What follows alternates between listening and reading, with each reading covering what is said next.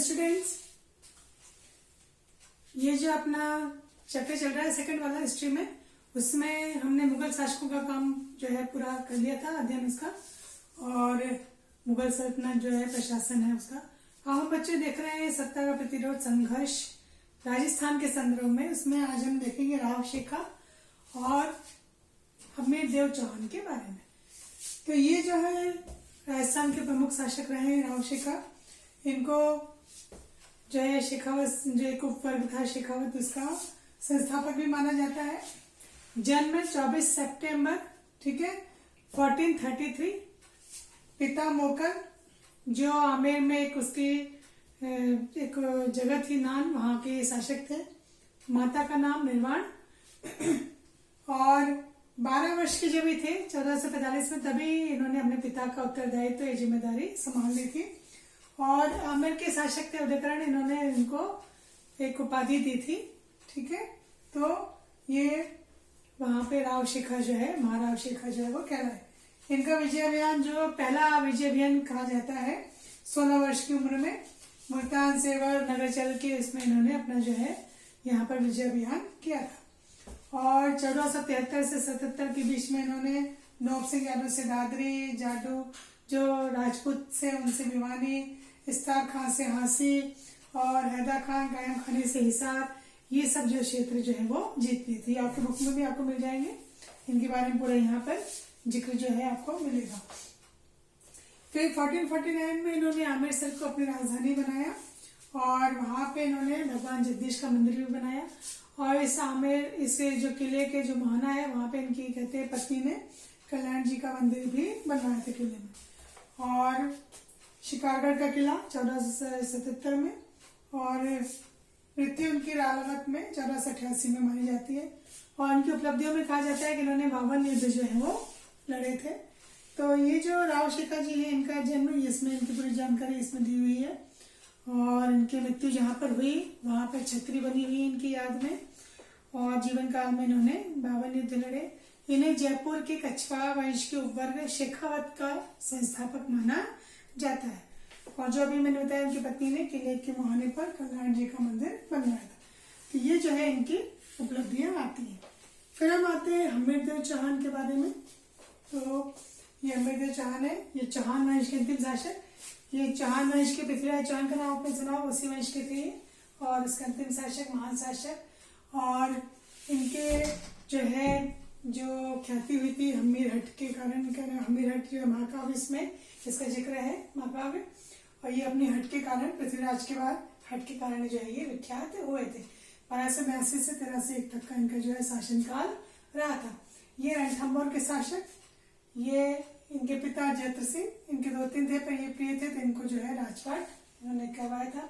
1282 में इनका राज्यारोहण जो है वो किया गया था। इनकी भी जो थी वो दिग्विजय की नीति थी, आसपास के सभी क्षेत्रों को जीतना। दिग्विजय की नीति के बाद इन्होंने रणथंभौर में जब ये लौटे तो इन्होंने यहाँ पे कोटेजन नामक यज्ञ इन्होंने यहाँ पर करवाया था।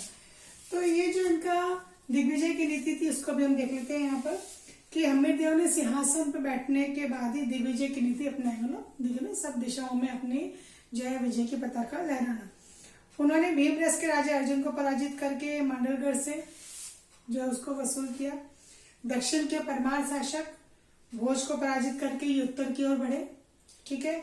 चित्तौड़, आबू और एक काठियावाड़ में वर्धनपुर, पुष्कर, चंपा, यहाँ होते ही वापस कहाँ आ गए, रणथंभौर आ गए। रणथंभौर पहुंच के इन्होंने ये जो जहां जहां विजय हासिल की थी उसके उपलक्ष्य में इन्होंने कोटेजन जो है ये अपना यज्ञ करवाया था। और इसमें यज्ञ के दौरान ये कहा जाता है कि इन्होंने मौन व्रत भी जो है उसमें लिया था। हमीर ने कहते हैं 17 युद्ध लड़े, इसमें से 16 युद्ध में ये विजयी रहे। अब यहाँ पे जो मुख्य बात आती है बच्चों, खिलजी वंश के साथ, जो आपने खिलजी वंश में नाम पढ़े थे जलालुद्दीन खिलजी, ठीक है, और उसी का भतीजा अलाउद्दीन खिलजी। इनके साथ जो इनका संघर्ष हुआ, जो युद्ध हुआ, उसके बारे में अब हम चर्चा करेंगे। तो यहाँ बात करते हैं जलालुद्दीन खिलजी की। जलालुद्दीन खिलजी जो है, इसको जो है जैसे कि सबको पता है आपको कि सभी अपना साम्राज्य बढ़ाना चाहते हैं। तो जलालुद्दीन जो फिरोज खान से खिलजी था, इसने झाइन एक जगह है, वहां से आगे बढ़ करके और रणथंभौर की ओर बढ़ा और इसने यहाँ पर घेराबंदी यहाँ पर कर दी। सबसे पहले इसने छानगढ़ पर जो है कब्जा किया और वहां पे अपना जो है इन्होंने वहां पे अधिकार कर लिया। और अधिकार करने के बाद ये कहाँ रवाना हो गया, रणथंभौर की ओर रवाना हो गया। यहाँ पे इसने क्या किया, दुर्ग की घेराबंदी कर दी। ये जो रणथंभौर का दुर्ग था उसकी इसने घेराबंदी कर दी और बहुत दिनों के बाद भी इसको दुर्ग में भीतर जाने का मौका नहीं मिला, क्योंकि इनके जो राजपूत जो सेना के थे ये इन्होंने अपने दमखम का परिचय देते हुए इनको अंदर आगे नहीं बढ़ने दिया। इतनी मजबूत घेराबंदी थी कि उस घेराबंदी को ये जलालुद्दीन जो है वो तोड़ नहीं पाया। और जब ये असफल हो गया तो ये वापस कहाँ चला गया, दिल्ली की ओर ये यहाँ पर चला गया। ठीक है, ये पुनः दिल्ली के बाहर से कानवे में चला गया। वहां इसके बाद कहते हैं कि एक बार दोबारा फिर कोशिश की गई थी रणथंभौर को जीतने के लिए, दोबारा फिर आक्रमण किया गया था, फिर भी इनको सफलता नहीं मिली। इसी बीच क्या हुआ कि 1296 में इसका जो भतीजा था जलालुद्दीन का, अलाउद्दीन खिलजी, उसने क्या किया, सत्ता को पाने के लिए जलालुद्दीन की क्या करती, हत्या करवा दी। तो 1296 में जलालुद्दीन का भतीजा दामाद जो था अलाउद्दीन खिलजी, उसकी हत्या करके दिल्ली का सुल्तान बन गया। अब ये भी साम्राज्य विजय करना चाहता था और इसको धीरे धीरे, इस बीच क्या हुआ कि यहाँ पर ये जो चौहान है इन्होंने अपनी शक्ति को बढ़ा लिया। तो इसकी खबर जब अलाउद्दीन को पता चली, उस तक खबर पहुंची, तो उससे ये इनकी जो विजय है या इनकी जो ख्याति है, इनका जो आगे साम्राज्य बढ़ा था वो सहन नहीं हुआ और वो चाहता था कि इनके ऊपर आक्रमण करे, पर इसको कोई बहाना नहीं मिल रहा था कि आक्रमण कैसे करे, क्योंकि आक्रमण ऐसे कहीं नहीं जा सकता, कोई ना कोई कारण होना चाहिए। तो इसको फिर आक्रमण करने का एक बहाना मिल गया। बहाना ये हुआ कि ये अपने गुजरात में युद्ध करने गया था, आक्रमण करने, और वहां से जीत करके जब ये लौट रहा था तो रास्ते में लूट के माल को लेकर के, जब ये कहीं आक्रमण करते हैं तो लूटपाट भी होती है, तो लूट के माल को लेकर के जब लौट रहा था तो रास्ते में ही इसके सेना के सेना नायकों में आपस में लूट के माल को लेकर के और लड़ाई हो गई। और इसमें से इसके 2 सेना नायक जो हैं वो पास में ही रणथंभौर में हमीरदेव की शरण में चले गए। और हमीरदेव में क्षत्रिय वंश का जो एक मान होता है कि शरणागत की रक्षा करना, इसको मानते हुए और इन्होंने इनको अपने यहाँ शरण दे दी। तो ये क्या थे, अलाउद्दीन के बागी सिपाही मान सकते हैं अपन, सेना नायक जो है थे। और जब ये अलाउद्दीन को खबर लगी तो उसको एक बहाना मिल गया कि अब हम क्या है रणथंभौर पर आक्रमण कर सकते हैं। तो उसने हमीरदेव से कहा कि मेरे जो बागी हैं इनको आप मुझे लौटा दो, पर शरणागत की रक्षा करना क्षत्रिय का धर्म है, इसको बताते हुए हमीरदेव ने उसके बागियों को लौटाने से इनकार कर दिया। ठीक है, तो ऐसे में अब अलाउद्दीन के पास एक जो है वजह मिल गई अलाउद्दीन को कि वो रणथंभौर पर आक्रमण करेगा। और उसने क्या किया, अपने 2 लोगों को आक्रमण करने का आदेश दे दिया, उलुग खान और नुसरत खान। ध्यान से सुनना, ये 2 लोग जो थे अलाउद्दीन की सेना में, ये इनके नेतृत्व में शाही सेना को रणथंभौर दुर्ग पर आक्रमण करने के लिए भेजा। तो इन्होंने सबसे पहले क्या है कि रणथंभौर जाने से पहले वहां तक जाने का जो रास्ता था, वहां पर झाइन एक जगह आती है, झाइन, वहां पर पहले इन्होंने आक्रमण किया। ठीक है, अब उस समय जो मैंने आपको बताया था हमीरदेव ने यज्ञ किया हुआ था और उस समय कौटिल्य यज्ञ का वो मौन व्रत जो है वो धारण किए हुए था। हमीर ने ये जो अलाउद्दीन की सेना है इसका सामना करने के लिए अपने 2 लोगों को जो है सेना लेकर के भेजा। 2 सैनिक अधिकारी थे, इनके नाम थे भीम सिंह और धर्म सिंह। यहाँ से हो गए उलुग खान और नुसरत खान, यहाँ से भीम सिंह और धर्म सिंह। अब दोनों के सेनाओं की आपस में जो है यहाँ पे लड़ाई हुई और भीम सिंह और धर्म सिंह ने अलाउद्दीन की सेना को बुरी तरह से पराजित कर दिया। और पराजित करने के बाद दोनों फिर लूट का माल लेकर के वापस कहाँ लौटने लगे, रणथंभौर लौटने लगे। जब रणथंभौर के निकट पहुंचे तो उन्हें सूचना मिली कि अलाउद्दीन की सेना वापस युद्ध करने के लिए आ रही है। तो ऐसे में जो भीम सिंह था उसने धर्म सिंह को भेजा कि तुम तो रणथंभौर जाओ विमान लेकर के, मैं वापस जाता हूँ सेना को लेकर के और अलाउद्दीन की सेना का मुकाबला करूंगा। और वो वहां पे पहुंचा और वहां पे वो लड़ते लड़ते जो भीम सिंह था उसकी मृत्यु वहां पर हो गई। अब यहाँ पर जब वो धर्म सिंह जो है यहाँ पे पहुंचा रणथंभौर, तो वहां को सूचना मिली कि जो भीम सिंह है उसकी जो है लड़ते लड़ते मृत्यु हो गई। और यहाँ पर क्या हो गया कि जो अलाउद्दीन की सेना थी वहां पे भीम सिंह तो मारा गया, पर वो वापस रणथंभौर नहीं गई, वापस दिल्ली की ओर वो चली गई। जो उलुग खां था वो अपनी सेना को वापस कहाँ ले गया, दिल्ली की ओर ले गया। अब इसके बाद फिर से अब नई रणनीति के तहत अलाउद्दीन खिलजी ने एक बड़ी सेना के साथ इन दोनों को वापस भेजा। कौन दो लोग थे, उलुग खान और नुसरत खान। और रणथंभौर पे इन्होंने क्या किया, वही जैसे जलालुद्दीन ने किया था, पूरी दुर्ग की क्या कर दी इन्होंने, घेराबंदी कर दी। और घेराबंदी करके जो प्राचीर होती है, मतलब जो आपने देखा होगा किलों की जो दीवार होती है उसको तोड़ना इन्होंने शुरू किया। पर बहुत मजबूत जो है मोर्चाबंदी होती है राजपूतों की, उसको भी तोड़ना जो है असंभव था।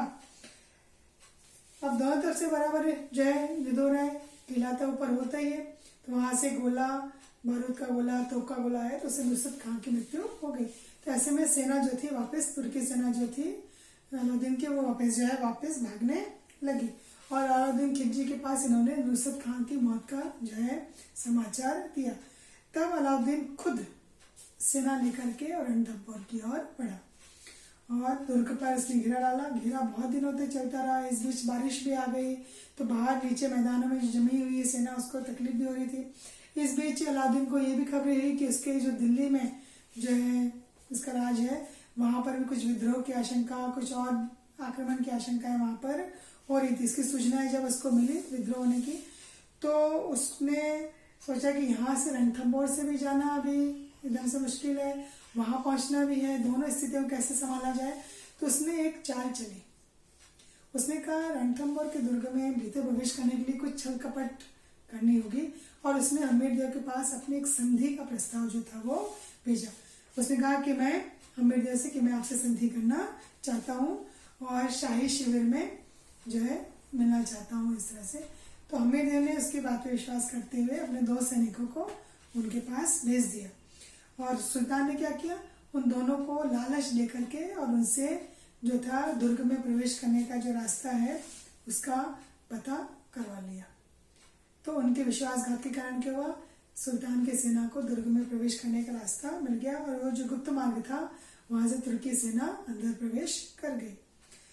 अब इस बीच क्या है कि इतने लंबे समय से ये जो बाहर अलाउद्दीन की सेना ने जो घेराबंदी डाल रखी थी, तो दुर्ग के भीतर जो रसद सामग्री वगैरह भी क्या होने लगी थी, खत्म होने लगी थी। और परेशानियां तो हो ही जाती है, इतने साल भर का जो अनाज है वो भी खत्म होने लगा था। तो ऐसे में मुकाबला करने के लिए बाहर आना अब आवश्यक हो गया था। तो ऐसी स्थिति में अमीर ने दुर्ग में बंद रहना उचित नहीं समझा और आक्रमण करने का निश्चय किया।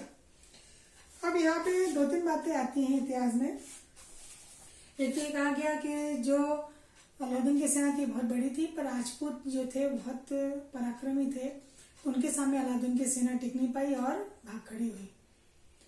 और कहीं के इतिहास में जिक्र है कि फिर वो जो भागते हुए सैनिक थे अलाउद्दीन के, उनके झंडे छीन करके मुसलमानों के, और राजपूत जो है वापस अपने दुर्ग की ओर लौटने लगे। तो दुर्ग से महिलाओं ने जब देखा तो उनको लगा शायद ये झंडे लेकर के कि ये मुसलमान ही है जो प्रवेश करना चाहते हैं दुर्ग में। तो उन्होंने अपने जान बचाने के लिए, मतलब अपने सम्मान को बचाने के लिए उन्होंने जल जौहर कर लिया। और कहीं कहीं ये भी जिक्र आता है कि फिर अमीर जब आया तब उसको पता चला इस तरह से कि ऐसी जो है गलतफहमी कह सकते हैं जो भी है, तो उसको बड़ा दुख हुआ। और कहीं कहीं ये भी जिक्र है कि अमीर जो है युद्ध में लड़ता हुआ जो था वो वहीं पर मारे गए। तो यहाँ पे है कि राजपूतों ने केसरिया वस्त्र धारण करके दुर्ग के फाटक खोल दिए। दोनों पक्षों में जमकर युद्ध हुआ, और जिसमें अमीर जो थे वो वीरतापूर्वक लड़ते हुए मारे गए। और रणथंभौर पर किसका शासन हो गया, अलाउद्दीन का शासन हो गया। अब यहाँ पे एक बात और आती है कि वो जो 2 सैनिक संधि के नाम पर भेजे गए थे अमीर के द्वारा, जिनको अलाउद्दीन ने अपनी ओर मिला लिया था, अलाउद्दीन ने उन दोनों को भी मरवा दिया, ये कहते हुए कि जो अपने मालिक के प्रति निष्ठावान नहीं रहे तो वो दूसरे के प्रति क्या निष्ठावान रहेंगे। तो उन दोनों को भी क्या किया, उसने मरवा दिया। उनसे स्वामी भक्ति की आशा उसको नहीं थी, उसने मरवा दिया। अलाउद्दीन खिलजी के साथ अमीर खुसरो नामक जो विद्वान भी था। और हम्मीर हट के लिए जो कहा गया है तो उसमें यह है कि उसने अपने शरण में आए हुए लोगों को नहीं लौटाया, भले ही इसके लिए उसने पूरे परिवार को खुद को जो है बलि पे चढ़ा दिया, पर उसने शरणागत की रक्षा की थी। ये हम्मीर महाकाव्य में हम्मीर हट जो है वो विश्व में जो है ग्रंथ में प्रसिद्ध हुआ उसके हट के रूप में। और फिर इसके लिए कुछ कथन भी है कि सिंह समान तत्पुरुष जो है वचन कदली फलत एक बार तिरिया तिर हम्मीर हट चढ़े न दूसरी बार। तो इसका अर्थ है कि सिंह समान ये जो था हम्मीर, ये एक बार ही जो विचार कर लेता था उसको वो पूरा कर लेता था। जिस तरह से कदली के पेड़ पे एक बार ही फल होता है साल में, उसी प्रकार ये एक बार जो विचार कर लेता था उससे दोबारा नहीं होता था। तिरिया तेल विवाह में स्त्रियों के एक बार तेल चढ़ता है, उसी प्रकार इसका भी जो एक बार जो हट होती है उसको वो पूरी ही करके छोड़ता था। तो हम्मीर हट चढ़ेगा दूसरी बार, दोबारा वो निर्णय नहीं, एक बार जो निर्णय है तो उसने ये जो हम्मीर हट के रूप में है कि उसने बागियों को जो शरण दी उसको उसने अपने मरते दम तक निभाया। हम्मीर ने जो अपने पिता जयसिंह के 32 वर्ष के शासन काल में रणथंभौर और दुर्ग में 32 खंभों की छतरी बनवाई, जिसे न्याय की छतरी कहते हैं। अपने पुत्री के नाम पे पद्मला तालाब का निर्माण भी करवाया। और इसकी मृत्यु के बाद फिर चौहानों का वंश जो है यहाँ पर रणथंभौर में उसकी शाखा का कहते हैं फिर समाप्त हो गई थी। तो ये हम्मीरदेव चौहान का हम्मीर हट जो है वो काफी प्रसिद्ध